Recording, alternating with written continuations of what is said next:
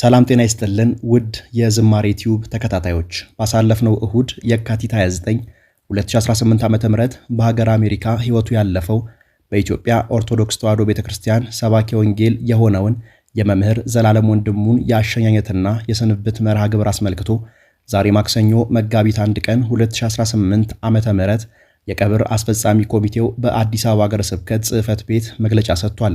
መምህር ዘላለም ወንድሙ የእረፍት ዜናቸው ከተሰማበት ጊዜ አንስቶ መላው ኦርቶዶክሳውያን በሙሉ በጥልቅ ሐዘን ውስጥ ገብተዋል ያለው የኮሚቴው መግለጫ መምህር ዘላለም ወንድሙ በቅድስት ኦርቶዶክሳዊት ቤተክርስቲያን በታማኝነት ያገለገለ፣ የሕይወት ዘመኑን ሙሉ በሙሉ መልካም የሆነ ክርስቲያናዊ ጠባዩን ያልቀየረ፣ ለብዙዎች ምሳሌና አርአያ ሆኖ የኖረ፣ የወንጌል ችቦ በመላው ዓለም ያቀጣጠለ ታላቅ ሰው ነበር ብሏል። ስለሆነም ይህንን ታላቅ የወንጌል ሰው በልዩ ስነ ስርዓት የሕይወት ዘመን መልካም አገልግሎቱን ታሳቢ በማድረግና የቤተ ክርስቲያኒቱን ክብር በሚመጥን መልኩ በታላቅ የአሸኛኘት ስነ ስርዓት ለመሸኘት በመንበረ ፓትርያርክ ጠቅላይ ቤተ ክህነትና በአዲስ አበባ አገረ ስብከት ይሁንታ ኮሚቴ ተዋቅሮ ስራዎች ሲሰራ መቆየቱ ኮሚቴው ጠቅሷል። ከዚህ በመነሳት የአሸኛኘት ስነ ስርዓቱ ከቦሌ ዓለም አቀፍ አየር ማረፊያ ጀምሮ እስከ መንበረ ጸባዖት ቅድስት ሥላሴ ካቴድራል ድረስ ስርዓቱን የጠበቀ ይሆን ዘንድ አሸኛኘቱ የሚከተሉትን ሂደቶች የሚከተል መሆኑን ኮሚቴው ጠቅሷል። በዚህም መሰረት የመምህር ዘላለም ወንድሙ አስከሬን ረቡዕ መጋቢት 2 ቀን 2018 ዓ.ም ከሀገር አሜሪካ ተነስቶ ጉዞ ወደ ኢትዮጵያ የሚያደርግ ይሆናል። ሁለተኛ ሐሙስ መጋቢት 3 ቀን 2018 ዓ.ም አስከሬኑ ከጠዋቱ 12 ሰዓት ላይ አዲስ አበባ ቦሌ ዓለም አቀፍ አየር ማረፊያ ይደርሳል። በዚያም በብፁዓን አበው ሊቃነ ጳጳሳት እየተመራ ወዳጅ ዘመዶቹ፣ የአዲስ አበባ አገረ ስብከት የገዳማትና አድባራት ሊቃውንት አቀባበል የሚያደርጉለት ይሆናል። ይህ መርሃ ግብር የሚደረገው በቦሌ ዓለም አቀፍ አየር ማረፊያ በሚገኙ በተመረጡና ፈቃድ በተሰጣቸው አካላት ብቻ መሆኑንም መግለጫው ዘርዝሯል።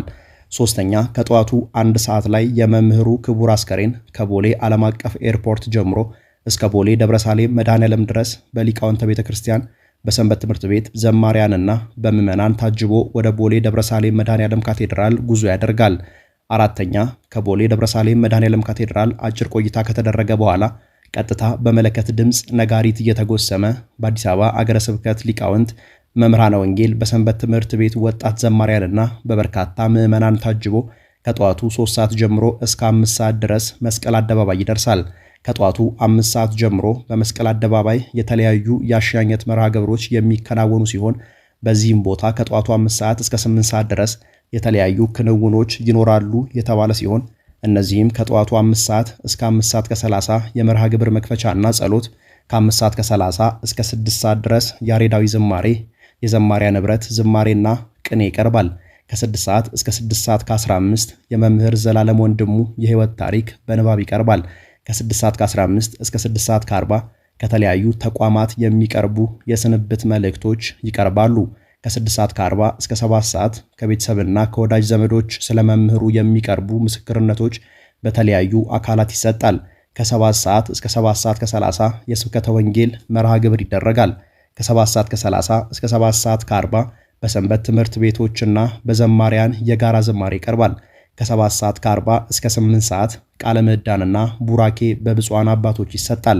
ከቀኑ 8 ሰዓት ላይ የመስቀል አደባባዩ መርሃ ግብር ተጠቃሎ ጉዞ ወደ መንበረ ጸባዖት ቅድስት ሥላሴ ካቴድራል የሚደረግ ሲሆን ከቀኑ 9 ሰዓት ላይ አጭር ጸሎት ተደርጎ ሥርዓተ ቀብሩ የሚፈጸም ይሆናል ሲል ኮሚቴው በመግለጫው ዘርዝሯል። በዕለቱ በቀብር ሥነ ሥርዓት ላይ የሚታደሙ ሊቃውንተ ቤተ ክርስቲያንና ምዕመናን ነጭ ልብስ ለብሰው በቦታው እንዲገኙ ኮሚቴው አሳስቧል።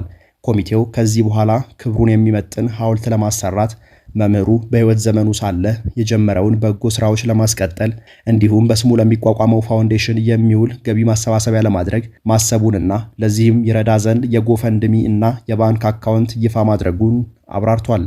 በአማራ ክልል ደቡብ ወሎ ዞን መሃል ሳይንት ወረዳ ባሳለፍነው ቅዳሜ በኢትዮጵያ ኦርቶዶክስ ቤተክርስቲያን ስር በሚገኘው ርዕሰ አድባራት ወታካ ነገሥት አትሮንሰ ማርያም ገዳም በተተኮሰ ከባድ መሳሪያ የቤተ ክርስቲያኒቱ አስተዳዳሪ 3 ዲያቆናትና አንዲት አቃቢ በድምሩ 5 የገዳሙ አገልጋዮች መገደላቸው ተሰማ። ሟቾች የዕለቱን ሥርዓተ ቅዳሴ ፈጽመው ወደ ደጀ ሰላም ሲያመሩ በነበሩበት ወቅት ጥቃቱ እንደተፈጸመባቸውና በአደጋው ሌሎች 26 ኦርቶዶክሳውያን ከባድ የአካል ጉዳት እንደደረሰባቸው የገዳሙን ምንጮች ዋቢ በማድረግ የዘገበው ማኅበረ ቅዱሳን ቴሌቪዥን ነው። በጥቃቱ ሕይወታቸውን ካጡት አገልጋዮች መካከል የሶስቱ ስርዓተ ቀብር ትላንት እሁድ የካቲት 29 በገዳሙ ውስጥ መፈጸሙን የጠቀሰው ዘገባው ሁለቱ ደግሞ አስከሬናቸው ወደ ቤተሰባቸው መሸኘቱን ገልጿል። ሆኖም የከባድ መሳሪያ ጥቃቱ በየትኛው የታጠቀ ኃይል እንደተፈጸመ የዜና ምንጩ አላብራራም። በአካባቢው በተደጋጋሚ በሚፈጸሙ የከባድ መሳሪያ ድብደባዎች ለደህንነታቸው የሰጉ በገዳሙ የሚኖሩ ከ60 በላይ የአብነት ተማሪዎችና ሌሎች አገልጋዮች አካባቢውን ለቀው መሸሻቸውንም ዘገባው ጠቅሷል።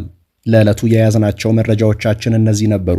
በየዕለቱ የምንለቃቸውን አዳዲስ መረጃዎች ለመስማት ቻናሉን ሰብስክራይብ ማድረግዎን አይርሱ። ሰላም፣ እግዚአብሔር ከሁላችን ጋር ይሁን።